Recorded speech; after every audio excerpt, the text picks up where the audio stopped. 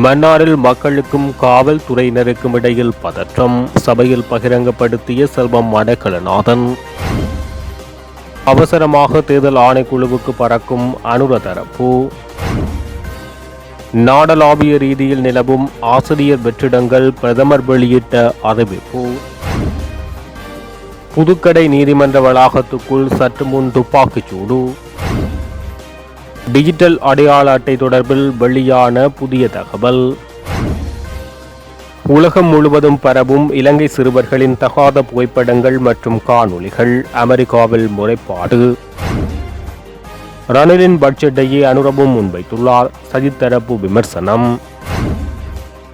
வடக்கில் அதிகரிக்கும் வெப்பம், இவ்வாறு சிறுவர்களை விட்டுச் செல்ல வேண்டாம் என எச்சரிக்கை. தொடர்பான விரிவான செய்திகள்.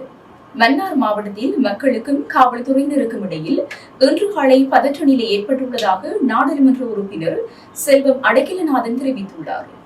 இன்றைய பாராளுமன்ற அமர்வின் போது செல்வம் அடைக்கலநாதன் சபாநாயகரிடம் இந்த விடயத்தை எடுத்து தெரிவித்துள்ளார்.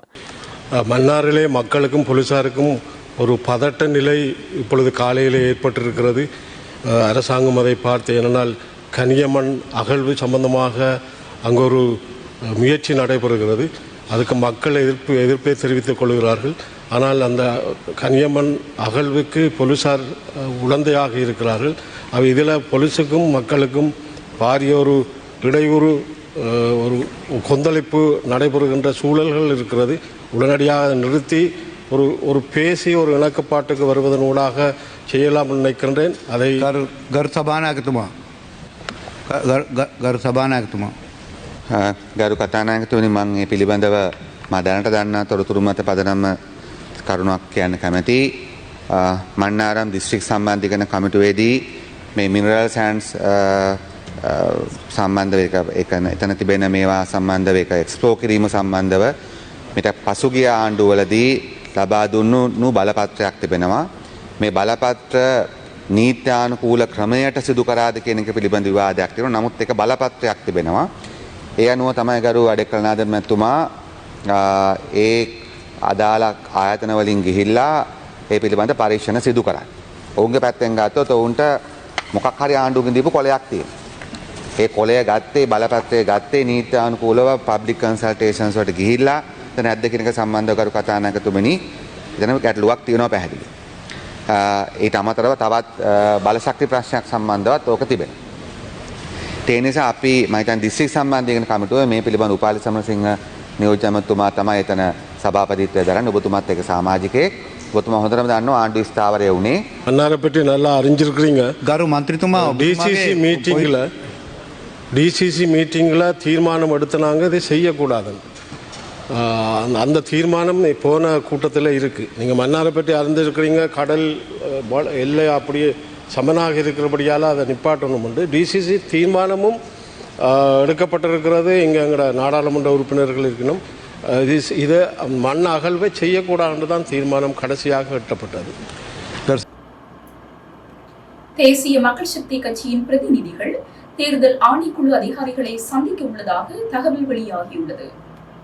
இந்த சந்திப்பில் கட்சியின் செயலாளர் வைத்தியன் நிகால் அபேசிங்க உள்ளிட்ட சிலர் இணையவுள்ளனர். உள்ளூராட்சி மன்ற தேர்தலை நடாத்துவதற்கான ஏற்பாடுகள் குறித்து தேர்தல் ஆணைக்குழுவுடன் கலந்துரையாடல்கள் நடாத்த திட்டமிட்டுள்ளதாக தெரிவிக்கப்படுகிறது. இதற்கிடையில் ஸ்ரீலங்கா புதியன பெரமுனவின் விசேட கலந்துரையாடல் நேற்று பிற்பகல் இடம்பெற்றது. உள்ளூராட்சி மன்ற தேர்தலுக்கு எவ்வாறு தயாராவது என்பது குறித்து கலந்துரையாடல்கள் இடம்பெற்றதாக பாராளுமன்ற உறுப்பினர் நாமல் ராஜபக்ச தெரிவித்தார். இதேவேளை உள்ளூராட்சி மன்ற தேர்தல்கள் சட்டம் மூலம் பாராளுமன்றத்தில் மேலதிக பெரும்பான்மை வாக்குகளால் நிறைவேற்றப்பட்டுள்ளது. பாராளுமன்றத்தில் கடந்த நடைபெற்ற வாக்கெடுப்பில் 3/2 பங்கு பெரும்பான்மையால் சட்டமூலம் நிறைவேற்றப்பட்டது. சட்டமூலத்துக்கு ஆதரவாக 187 வாக்குகள் அளிக்கப்பட்டு கவனதாக திருத்தங்கள் இன்றி நிறைவேற்றப்பட்டது. சட்டமூலத்துக்கு எதிராக எதிர்க்கட்சிகளின் உறுப்பினர்கள் எவரும் வாக்களிக்கவில்லை என்பது குறிப்பிடத்தக்கது. நாடளாவிய ரீதியில் நிலவும் ஆசிரியர் வெற்றிடங்களை நிரப்புவதற்கு இந்த வருடத்திற்குள் நடவடிக்கை எடுக்கப்படும் என பிரதமரும் கல்வி உயர்கல்வி அமைச்சருமான ஹரிணி அமரசூரிய தெரிவித்துள்ளார். அதே நேரம் ஆசிரியர் கலாசாலைகளில் இருந்து வெளியேறும் ஆசிரியர்களுக்கும் இந்த வருடத்துக்கான நியமனங்களை வழங்க நடவடிக்கை எடுக்கப்படும் என ஹர்னி அமரசூரிய குறிப்பிட்டுள்ளார்.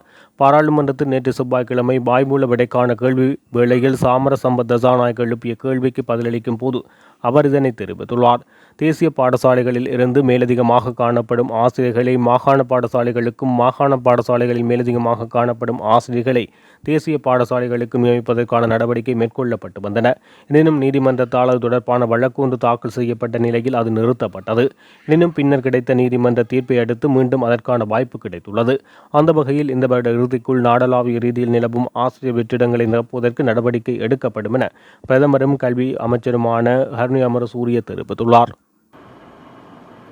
புதுக்கடை நீதிமன்ற வளாகத்திற்குள் துப்பாக்கிச்சூடு சம்பவம் ஒன்று பதிவாகியுள்ளது. சம்பவத்தின் போது சுட்டுக் கொல்லப்பட்ட பிரபல போதைப்பொருள் கடத்தல்காரரும் ஒழுங்கமைக்கப்பட்ட குற்றவாளியுமான கணேமுள்ள சஞ்சீவா சம்பவ இடத்தில் உயிரிழந்ததாக போலீஸ் தகவல்கள் உறுதிப்படுத்தப்பட்டுள்ளது. கணேமுள்ள சஞ்சீவ இன்று காலை பூசா சிறைச்சாலையிலிருந்து புதுக்கடை நீதிமன்றத்துக்கு வழக்கு ஒன்றுக்காக அழைத்து வரப்பட்ட சந்தர்ப்பத்தில் குறித்த துப்பாக்கிச்சூடு இடம்பெற்றுள்ளதாக தெரிய வருகின்றது. மேலும் துப்பாக்கிச்சூட்டை நடாத்தியவர் சட்டத்தரணி போல் வேடமணிந்து துப்பாக்கிச்சூடு நடாத்தியுள்ளதாக தற்போது தகவல்கள் வெளியாகியுள்ளது. எதிரணிகளை நாடாளுமன்றத்திற்குள் முடக்கி வைத்துவிட்டு உள்ளூராட்சி சபை தேர்தல் நடத்தப்படக்கூடாது என்று ஐக்கிய மக்கள் சக்தியின் பொதுச் செயலாளர் ரஞ்சித் மத்தும பண்டார வலியுறுத்தியுள்ளார். எனவே பாதீட்டு கூட்டத்தொடர் GCI சாதாரணதர பரீட்சை தமிழ் சிங்கள புத்தாண்டு என்பன முடிந்த பின்னர் பொருத்தமானதொரு நாளில் தேர்தலை நடாத்துவதற்கு தேர்தல் ஆணைக்குழு நடவடிக்கை எடுக்க வேண்டுமென அவர் கோரிக்கை விடுத்துள்ளார். மார்ச் 21ஆம் தேதி வரவு செலவு திட்ட கூட்டத்துடன் நடைபெறும் பாதீட்டு விவாதம் என்பது எதிரணிகளுக்கு முக்கியம். எனவே எம்மை பாராளுமன்றத்துக்குள் வைத்துவிட்டு தேர்தல் நடாத்தப்படக்கூடாது. பொருத்தமானதொரு சூழ்நிலையே தேர்தல் நடாத்தப்பட வேண்டுமென மாத கணக்கில் தேர்தலை பிற்போடுமாறு கூறவில்லை. GCC கல்வி பொதுத்தராதர சாதாரணதர பரீட்சை நடைபெறவுள்ளது. தமிழ் சிங்கள புத்தாண்டு நடைபெறவுள்ளது. சுமார் 10 நாட்கள் வரை விடுமுறை காலப்பகுதி உள்ளது. எனவே அரசு சேவையாளர்களுக்கு நெருக்கடி நிலை உருவாகும். தேர்தல் திகதி தொடர்பில் சுயாதீனமாக தீர்மானம் எடுக்குமாறு நாம் தேர்தல் ஆணைக்குழுவிடம் கேட்டுக் கொள்கின்றோம் என தெரிவிக்கப்பட்டுள்ளது. டிஜிட்டல் அடையாள அட்டையை எதிர்வரும் ஏப்ரல் மாதத்தின் பின் வெளியிட நடவடிக்கை எடுக்கப்படும் என டிஜிட்டல் பொருளாதார பிரதி அமைச்சர் இரங்க வீரரத்ன தெரிவித்துள்ளார். இது தொடர்பில் அவர் மேலும் தெரிவிக்கையில், இதற்கான தரவுகளை பெற்றுக்கொள்ளும் முறைமைகள் தயாரிக்கும் பணிகள் தற்போது இறுதிக்கட்டத்தை எட்டியுள்ளது. பிரதேச செயலகங்களின் செயற்பாடுகள் ஊடாக தரவுகளை வழங்குவதற்காக பொதுமக்களுக்கு வசதிகள் ஏற்படுத்தி கொடுக்கும் திட்டமிடப்பட்டுள்ளது. இதற்காக இணையம் மூலம் திட்டம் ஒன்றும் தற்போது செயற்படுத்தப்பட்டுள்ளது. முதலாம் கட்டத்தின் கீழ் டிஜிட்டல் அடையாள அட்டைக்கான விண்ணப்பிப்போரின் நிழற்படம் மற்றும் கைவிரல் அடையாளங்களை பெற்றுக்கொள்ள திட்டமிடப்பட்டுள்ளது. இரண்டாம் கட்டத்தின் கீழ் கண்வெளிகளின் அடையாளத்தை பயோமெட்ரிக் டிஜிட்டல் அடையாள அட்டையில் உள்ளடக்குவதற்கு தீர்மானிக்கப்பட்டுள்ளது என குறிப்பிட்டுள்ளார். மேலும் புதிதாக அடையாள அட்டையை பெற்றுக்கொள்ள விண்ணப்பிப்போருக்கு முதலாம் கட்டத்தின் கீழ் டிஜிட்டல் அடையாள அட்டையை விநியோகிக்க நடவடிக்கை எடுக்கப்பட்டுள்ளதுடன் பழைய அடையாள அட்டைகளுக்கான டிஜிட்டல் அடையாள அட்டைகளையும் விநியோகிக்க திட்டமிட்டுள்ளமை குறிப்பிடத்தக்கது. இலங்கை சிறுவர்களின் தகாத புகைப்படங்கள் மற்றும் வீடியோக்கள் இணையத்தில் பதிவேற்றப்பட்டுள்ளதாக கூறி அமெரிக்க அரசு நிறுவனம் ஒன்று முறைப்பாடு செய்துள்ளது. பல முறைப்பாடுகளை குறித்த நிறுவனம் தாக்கல் செய்துள்ளதாக சிறுவர் மற்றும் மகளிர் துஷ்பிரயோக தடுப்பு பிரிவு நேற்று கொழும்பு தலைமை நீதவான் நீதிமன்றத்தில் தெரிவித்துள்ளது.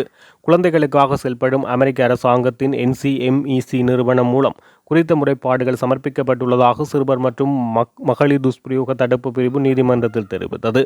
இலங்கை சிறுவர்களின் தகாத புகைப்படங்கள் இணையத்தில் வெளியிடப்பட்டதாக கூறி அமெரிக்க அரசாங்க நிறுவனம் தாக்கல் செய்த 2 முறைப்பாடுகள் தொடர்பாக சிறுவர் மற்றும் மகளிர் துஷ்பிரயோக தடுப்பு பிரிவின் பெண் தலைமை ஆய்வாளர் சமந்தா நேற்று கொழும்பு தலைமை நீதவான் நீதிமன்றத்தில் முறைப்பாடு தாக்கல் செய்தார்.